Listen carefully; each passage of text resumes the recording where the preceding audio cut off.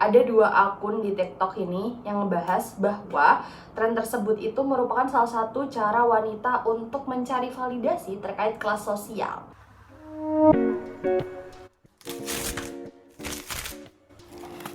Halo semuanya, balik lagi sama aku di konten YouTube yang sudah agak terbengkalai ini.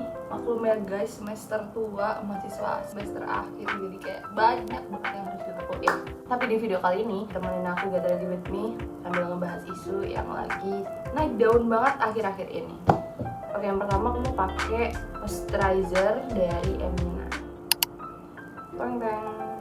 Oke, jadi kemarin itu sempat banget rame. Kalau teman-teman main Instagram, teman-teman pasti tahu tentang My Makeup Routine yang template story-nya dibikin oleh Kak Chris Dance, @chrisdance.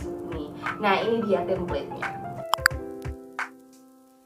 Template ini tuh udah di remake sama sekitar 1 juta orang dan mostly adalah perempuan gitu ya.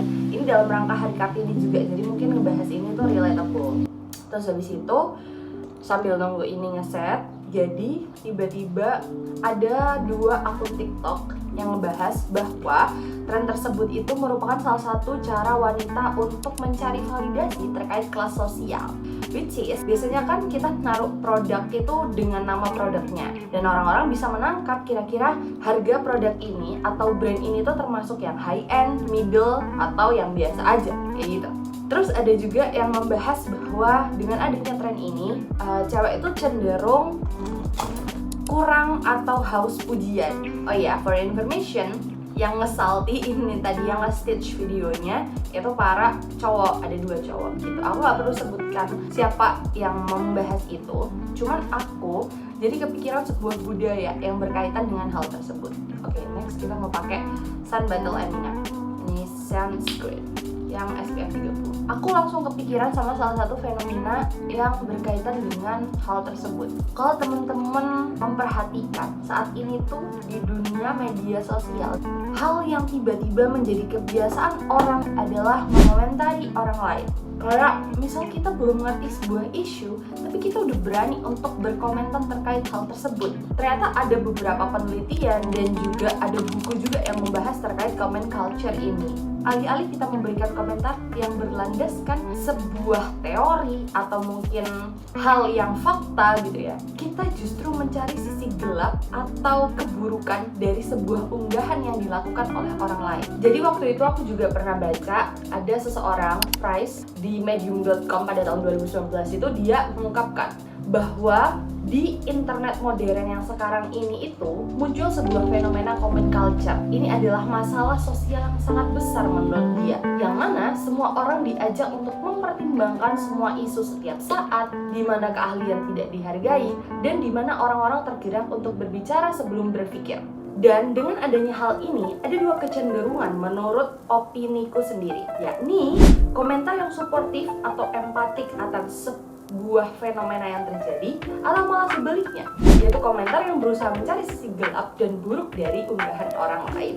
Sebenarnya kalau kita bahas secara karakteristik media sosial, yang mana interaktivitas itu adalah soul dari media sosial yang ada saat ini. Kita berjejaring luas dengan orang-orang yang lain dan kita terhubung interaktif untuk melakukan sebuah diskusi di media sosial. Aku mau pakai Secret Emina, ini belum habis guys, dari yang dulu belum expired kok guys, tapi tinggal dikit. Habis ini aku kayaknya mau ganti merek.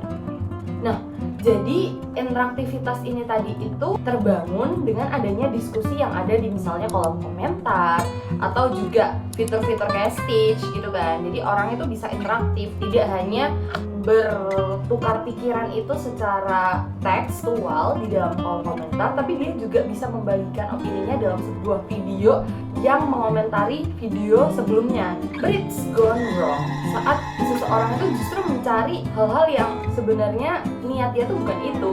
Dan memang kita tuh nggak bisa memungkiri bahwa di media sosial itu yang lihat video kita tuh bukan hanya orang-orang yang suka sama kita, bukan hanya orang-orang yang suportif sama kita, misalnya pasangan kita, keluarga kita gitu ya. Ada orang-orang yang mungkin nggak suka sama kita. Kita tuh jadi awalnya kepengen share, tapi kita punya ketakutan setelah tahu adanya komentar lelaki yang kayak gini. Antara aku dikira nyari validasi, antara aku dikira haus pujian gitu loh. Padahal kan di awal nggak kayak gini. Itu sebenarnya poin yang aku pengen aku discuss di sini sama teman-teman semua. Nah, dan dengan adanya interaktivitas yang terbangun dalam sebuah media sosial ini, kita tuh jadi seolah-olah merasa dekat dengan orang lain, padahal kita nggak mengenal orang tersebut. Oh ya, mau lanjut pakai caption dari something, ini yang human, dia yang N02 Charlotte. Jadi seolah-olah tuh kita merasa dekat. Kalau dikaitkan dengan sebuah konsep, ini adalah konsep terkait social present, dimana kehadiran sosial yang dirasakan karena orang-orang itu merasa terhubung, merasa bisa diskusi dengan orang lain, cenderung ini akan lebih menguat. Orang yang nggak kenal, aku nggak kenal sama siapapun, tiba-tiba dia suportif di kolom komentarku, soalnya aku jadi merasa deket banget. Atau mungkin orang yang nggak kenal nonton kontenku merasa dekat, relatable, terus dia merasa dekat dengan aku. Intinya kayak gitu. Tapi sayangnya dengan adanya hal ini, tanpa kita sadari, orang tuh menjadi seolah merasa dekat dengan siapapun dan bebas untuk menyampaikan apapun. Padahal kita nggak ngerti keadaan orang lain tuh lagi kayak gimana, ya kan? Oke, bentar ya, tap dulu. Aku mulai pakai caption semenjak aku akhir-akhir kuliah, terus udah mau magang, sekarang lagi magang. Karena kayak lebih cepet aja. Dan ini nggak tahu, kayaknya ini kebiasaan buruk atau memang nggak ngerti ya guys. Aku nggak pernah ngeset pakai bedak tabur karena biar cepet. Ini mungkin teman-teman yang lebih paham sering merasakan keadaan aku. Oke, kabar buruknya dengan hadirnya anggapan orang-orang bahwa dia merasa dekat dengan orang lain dan bebas untuk menyampaikan apapun, orang-orang itu cenderung bebas untuk menyampaikan sanggahan dan kritikan mereka kepada orang lain tanpa merasa orang lain itu akan tersinggung dan sakit hati atas apa yang disampaikan. Tanpa sebuah salam pembuka, tanpa ada pertimbangan tertentu ini kira-kira nanti bakal kayak gimana, mereka seolah-olah bebas untuk mengutarakan unek-unek yang ada di dalam otaknya saat itu. Dan pada akhirnya, dari semua hal ini, kita sebagai orang yang ada di zaman ini bisa melakukan hal kecil. Percayalah, daripada meninggalkan jejak komentar yang tidak berlandaskan, waktu kita tuh jauh lebih berharga terkait hal itu. Kalau memang kita nggak bisa nge-stop orang-orang yang melakukan hal-hal tersebut, yang berkomentar tanpa landasan tersebut, mulai dari kita untuk berhenti memberikan komentar tanpa adanya hal yang urgent, tanpa adanya pemahaman yang lebih dari kita. Mulailah dari diri kita untuk berhenti mengambil umpan dalam sebuah kolom komentar. Ya, aku mau pakai lip balm dulu guys. Ya, ini Dear Me Beauty yang Dear Wina. Jadi intinya guys, konten ini bukan bermaksud untuk mencari pembenaran, bukan ngejulitin juga dari mas-masnya, tapi aku kepengen membahas terkait comment culture ini gitu. Please be wise. Ya, tapi yang namanya sosial media, pasti ada interaktivitas, pasti ada cara untuk orang lain mengomentari kita. Tapi sebagai orang-orang Indonesia yang paham, kita harus tahu gimana caranya kita mengomentari orang lain, kita harus tahu bagaimana adab atau attitude kita saat berkomentar, dan kita harus tahu landasan apa yang kita lakukan saat kita berkomentar akan sebuah isu. Karena guys, waktu itu ada penelitian dari Microsoft membuktikan bahwa tingkat kepedesan ketikan jari dari orang-orang di Indonesia itu termasuk yang tinggi. Datanya akan aku share di sini.